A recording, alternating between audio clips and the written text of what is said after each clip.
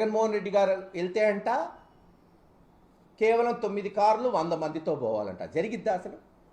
చూశారు కదా, అందరం ఎవ్వరం వెహికల్స్ పెట్టలేదు, ఒక్క వెహికల్ కూడా పెట్టనీలేదు, బెదిరించారు. కానీ స్వచ్ఛందంగా 20,000 మంది వచ్చారు. జగన్మోహన్ రెడ్డి గారికి ఇవ్వాల్సిన సెక్యూరిటీ Z+ కేటగిరీ ఏదైతే ఆయనకుందో, రోప్ పార్టీ, పెట్రోల్ కార్లు అన్నీ తీసేశారు.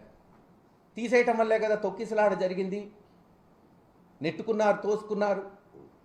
దురదృష్టకరం. సింగమయ్య గారు చనిపోయారు. ఒకరోజేమో ఎస్పీ గారు జగన్ గారి కాన్వాయ్కి దానికి సంబంధం లేదంటారు. మళ్ళీ ఒక వారం తర్వాత లేదు ఆ కారు వల్లే చనిపోయాడంటాడు. ఏది నిజమో ప్రజలకు అర్థం కాదు. సరే అనుకుందాం, తెలుగుదేశం అబద్ధాలే నిజాలు, కొంతసేపు అది కూడా భావిద్దాం. యాక్సిడెంట్ జరిగితే కారులో ఉన్న జగన్మోహన్ రెడ్డి గారు ఏం చేస్తారు, వేరే నాయకులు ఏం చేస్తారు? రేపు బస్సు యాక్సిడెంట్ అయితే బస్సులో ఉన్న వాళ్ళందరి మీద కేసు పెడతారా?